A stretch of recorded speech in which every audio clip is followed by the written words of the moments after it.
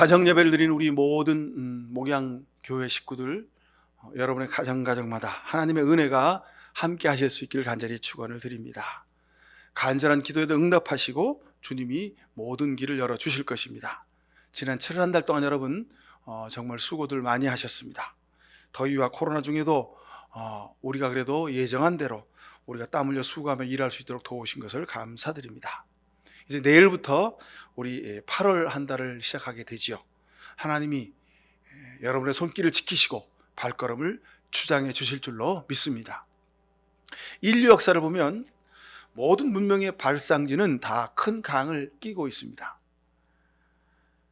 일상생활이나 문화는 사람의 삶은 반드시 물을 필요로 합니다. 물과 연관된 화수분이란 말이 있습니다. 중국 진시황 때 만들어진 고사성어인데요, 만리장성을 쌓을 때 물이 많이 필요했답니다. 그래서 아주 거대한 물통을 만들어서 거기에다가 황하강의 물을 담아가지고 그 물을 이제 빼서 썼다는 거죠. 근데 그 물통이 워낙 커가지고 사람들이 거기서 아무리 물을 빼서 써도 물이 늘 가득 차 있었다고 하는 겁니다. 그래서 하수분, 여기서 하자, 하천 하자는 황하 하자입니다 원래. 그래서 황하강의 물을 담는 큰 물통, 그런 뜻으로 하수분, 그렇게 한 것이죠. 근데 이 말이 오늘날에는 무언가 써도 마르지 않고 계속 쓸 수 있는 그런 신비한 무슨 단지, 그런 뜻을 가지고 화수분이란 말로 바뀌어져서 사용되고 있는 거죠. 제가 이 말씀을 드린 이유는 하나님의 사랑과 은혜는 이 화수분과도 비교될 수 없을 만큼 마르지 않는 그런 사랑과 은혜라는 것을 강조드리고 싶은 마음에서 이 말씀을 드렸습니다.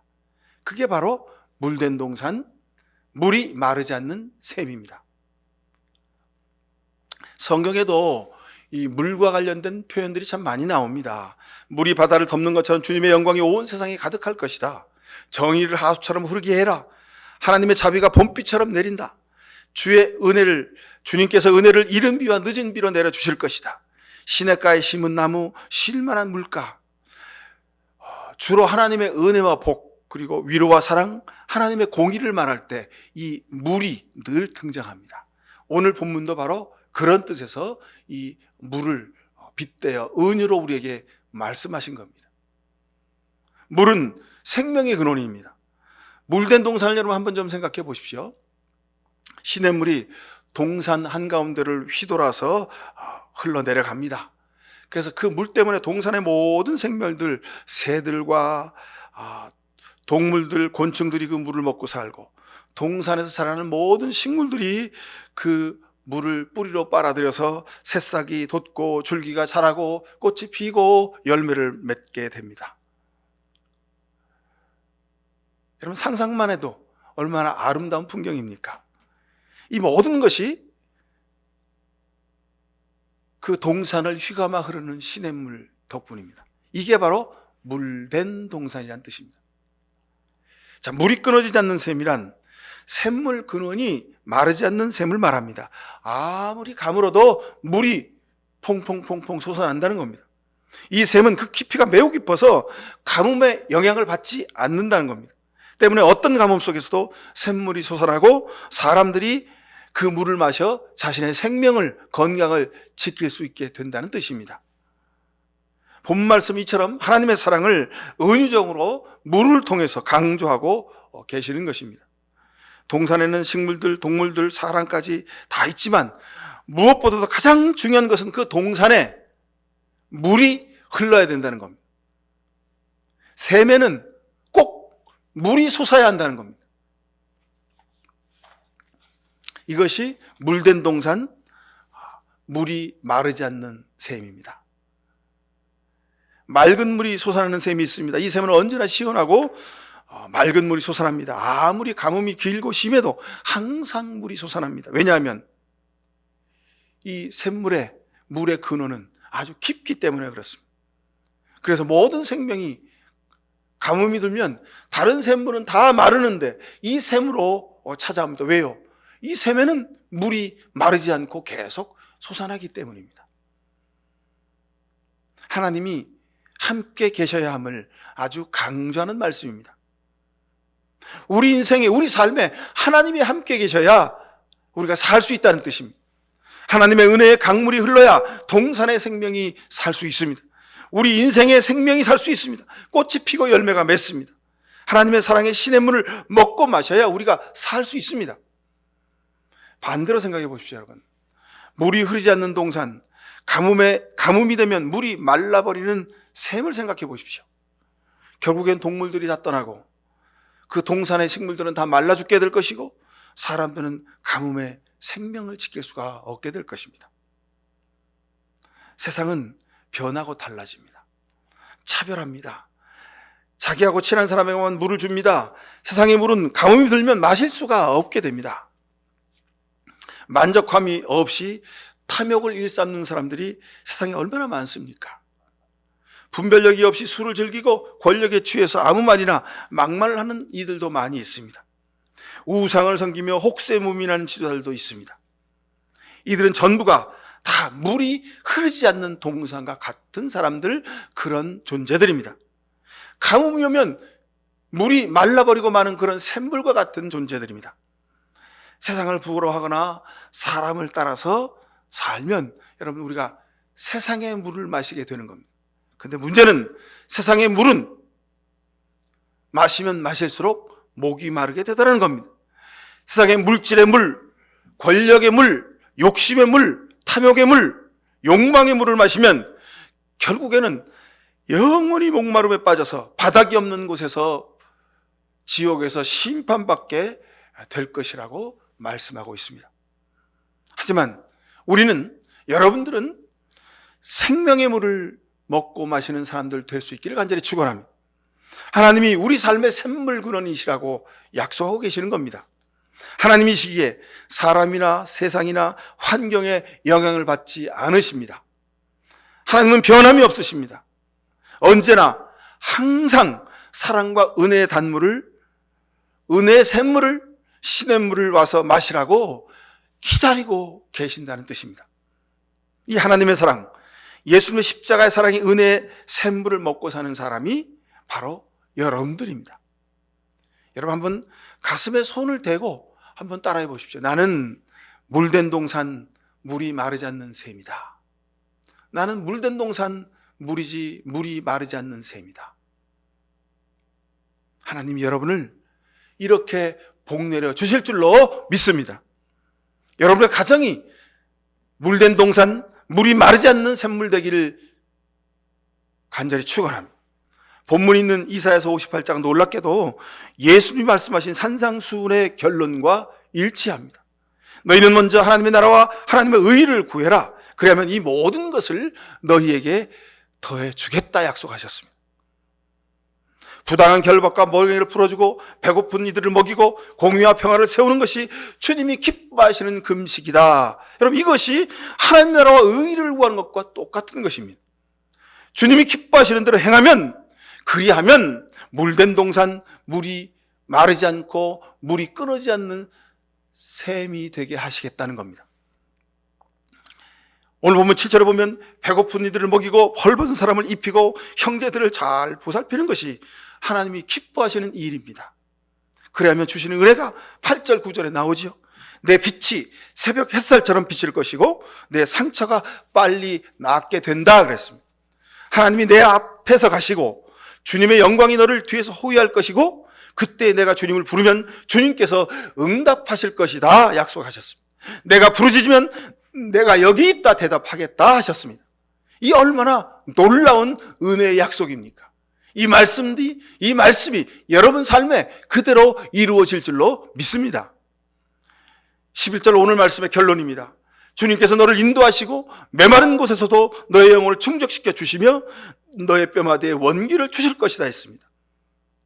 그래서 너는 마치 물된 동산처럼 되고 물이 끊어지지 않는 샘처럼 될 것이다 했습니다. 여러분 이 말씀이 여러분 가정에, 여러분의 인생에, 이 나라의 민족의 역사 가운데 그대로 이루어지기를 간절히 바랍니다. 여러분 살다 보면 왜 없겠습니까? 가물 때가 있지요.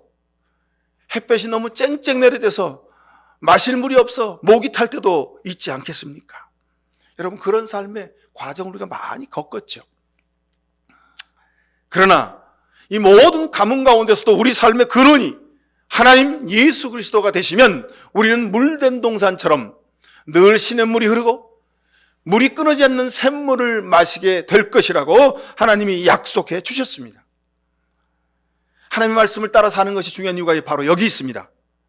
수천 그루의 참나무도, 참나무 숲도 처음에는 한두 그루의 참나무에서 비롯한 것임을 여러분 아셔야 합니다.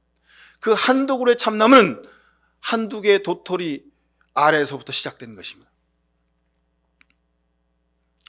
여러분, 이건 뭘 말합니까? 바로 오늘부터, 나부터, 내 손길부터 말씀을 따라 사는 것이 우리에게 참 중요하다는 것을 말씀해 주고 있습니다. 그래야 여러분을 통해서 시냇물의 줄기가 발원하는 것입니다. 물이 끓이지 않는 샘물이 솟아나게 되는 것입니다. 신명기 30장 11절에서 14절에 보면 하나님의 계명은 어려운 것이 아니다 그랬습니다. 내가 오늘 너에게 내리는 이 법은 너희로서 엄두도 내지 못할 일이 아니거나 미치지 못할 일이 아니다 그랬습니다. 그것은 너희와 아주 가까운 곳에 있다 그랬습니다. 너희 입에 있고 너희 마음에 있어서 하려고만 하면 언제든지 할 수 있는 것이다 했습니다. 하나님 말씀을 따라 사는 것, 여러분, 쉬운 일입니다. 오늘부터, 나부터 시작하시길 바랍니다. 여러분, 기도할 수 있는 시간이 없습니까? 말씀을 읽을 수 있는 여유가 없습니까? 주일에 교회에 나와서 예배할 수 있는 시간이 모자랍니까? 섬기고 싶은데도 망설여집니까? 그럼에도 불구하고 여러분, 기도하십시오. 그럼에도 불구하고 성경을 펼치십시오. 지금 내가 할 수 있는 것부터 몸을 움직여서 섬기실 수 있기를 바랍니다. 이것이 물된 동산이 되고 물이 마르지 않는 샘이 되는 비결입니다. 나는 할 수 없지만 주 하나님께서, 주 예수 그리스도께서 우리가 할 수 있도록 도와주시겠다고 약속해 주셨습니다. 힘과 능력을 주실 것입니다. 살다 보면 가뭄의 자리에 서서 목마를 때도 있습니다. 그러나 그럼에도 불구하고 오늘 말씀을 기억하고 여러분 살아가실 수 있기를 바랍니다. 그럼에도 불구하고 할 수 없는 상황과 여건에 있지만 주의 말씀을 따라서 하나님이 기뻐하시는 일을 한 가지씩 한 가지씩 해 가실 수 있기를 바랍니다. 그리하면 하나님이 여러분의 삶을, 여러분의 가정을 물된 동산이 되게 하시고 물이 끊이지 않는, 물이 마르지 않는 샘이 되게 하실 줄로 믿습니다. 여러분, 이것이 나로 인하여 우리 가정이 복받는 길입니다. 우리 가정으로 인하여 우리 교회가 복받는 길입니다. 우리 교회로 인하여 이 온 세상이 하나님의 복을 누리는 유일한 방법입니다. 예수 그리스도 통하여 우리 모두가 하나님의 구원과 은혜의 물을 먹고 마셨습니다. 이제 그 은혜의 물을 먹고 마신 우리가 하나님 말씀대로, 하나님이 기뻐하신 대로 살아감으로 우리의 삶에 물된 동산처럼, 물이 마르지 않는 샘처럼 하나님의 은혜와 사랑이 넘치게 하실 줄로 믿습니다. 기도하십시다. 사랑의 아버지 하나님, 은혜를 감사드립니다.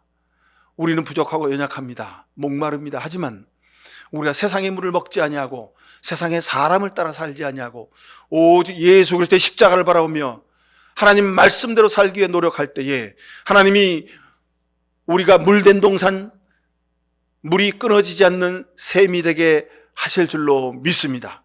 주님, 우리 가정에 복 내려주시고 우리 교회에 복 내려주시고 이 나라의 민족을 살펴주셔서 물된 동산, 물이 마르지 않는 샘이 되게 하실 줄로 믿습니다. 이제 내일부터 시작하는 8월 한 달, 하나님이 우리에게 성령의 은혜를 부어주셔서 물된 동산으로 살도록 주님 지혜와 믿음을 더하여 주시옵소서. 성령의 은혜의 물을 마시며 살 수 있도록 주님 은총을 베풀어 주옵소서. 예수 그리스도 이름으로 기도하옵나이다. 아멘.